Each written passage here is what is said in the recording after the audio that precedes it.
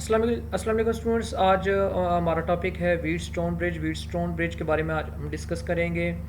Wheatstone bridge में हमारे पास क्या होता है। It consist of 4 resistance R1, R2, R3 and R4। ये हमारे पास R1, R2, R3 और R4 हैं, connected in such a way so as to form mesh ABCDA।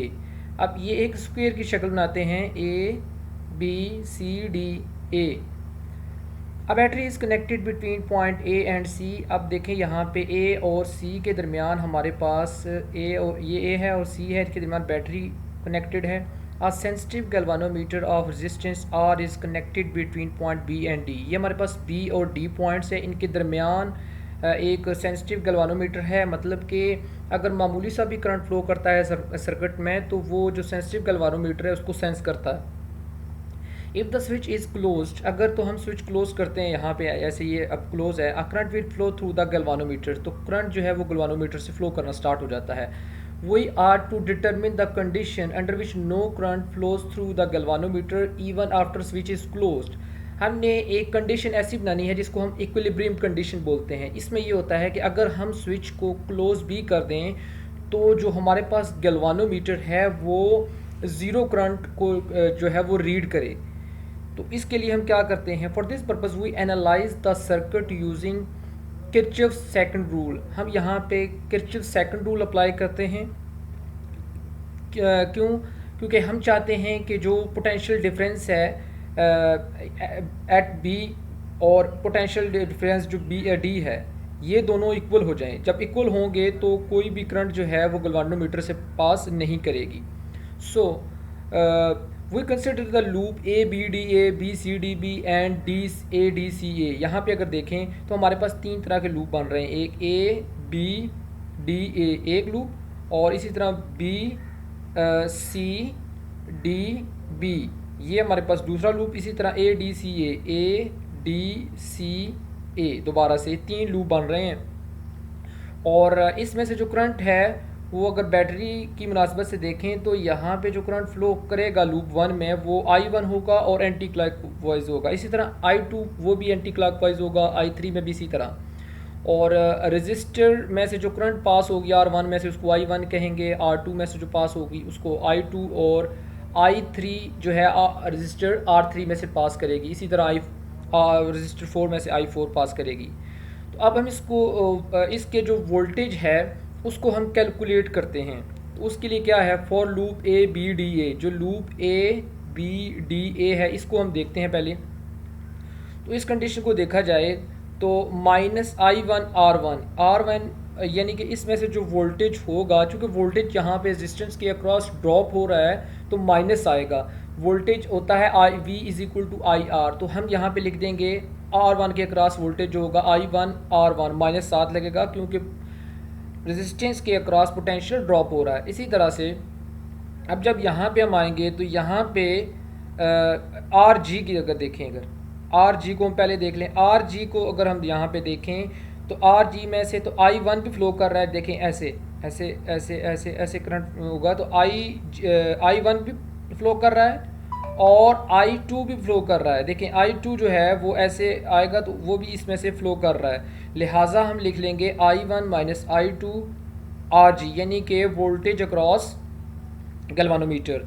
इसी तरह आप R3 की बात करते हैं तो इसमें से I1 पास हो रहा है यहाँ पे, और नीचे से ये जो नीचे जो है जिसको हमने करंट I3 कहा हुआ है वो भी ऐसे पास हो रहा है इसमें से। तो I1 और -I3 भी R3 से पास हो रहा है। तो इज़ इक्वल टू ज़ीरो क्यों रखा है, हमने किरचॉफ सेकंड रूल लगाया है जिसके मुताबिक sum of voltage will be zero होगा।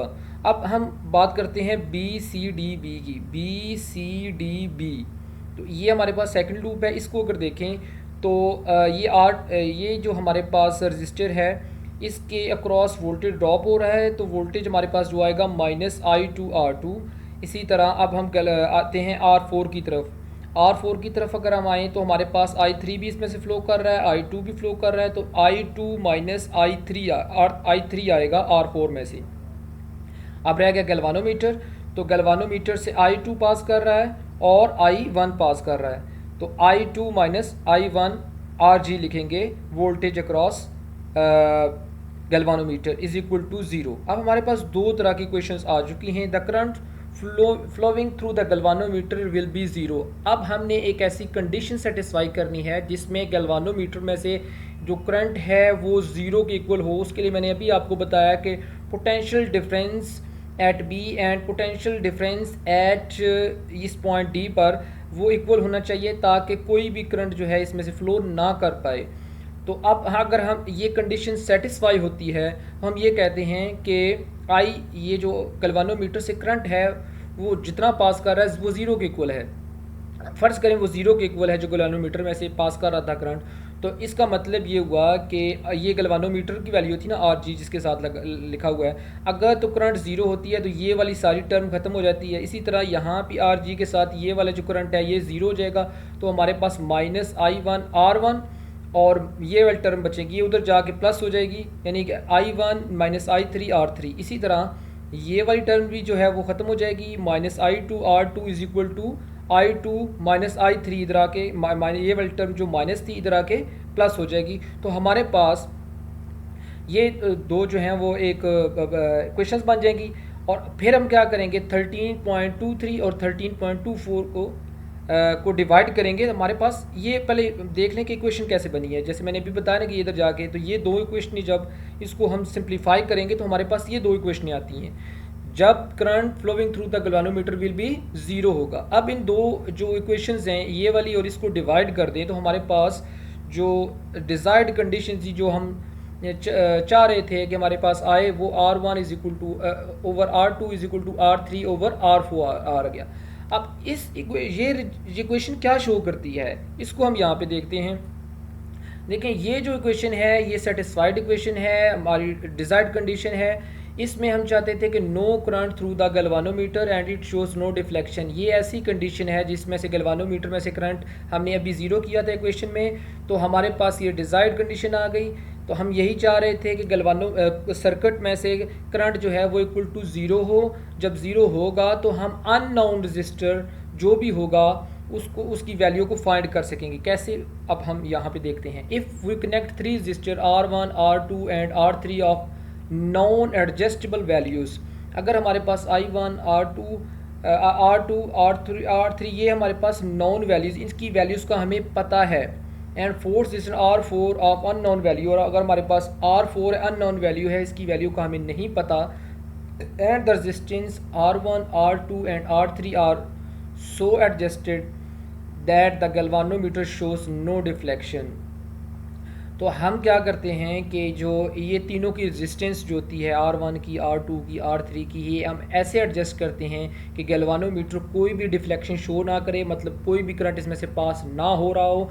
तो फिर हम क्या करेंगे, फ्रॉम द अननोन रेजिस्टेंस, ये हमारे पास अननोन रेजिस्टेंस जो थी तीनों रेजिस्टेंस में से the unknown resistance R four can be determine, sorry यहाँ पे मैंने लिखना था नॉन रेजिस्टेंस, नॉन यानी कि इन तीनों के नॉन होने की वजह से जो अननोन होगी आर फोर उसको हम डिटरमिन कर सकते हैं। किस रिलेशन से, ये हमारे पास रिलेशन है। आर फोर को हम सेपरेट कर लेंगे, आर वन आर टू और आर थ्री की वैल्यू पुट करेंगे और आर फोर की हमारे पास वैल्यू आ जाएगी। इसी के साथ हमारा लेक्चर ख़त्म हुआ। उम्मीद है आपको हमारी वीडियो पसंद आई होगी।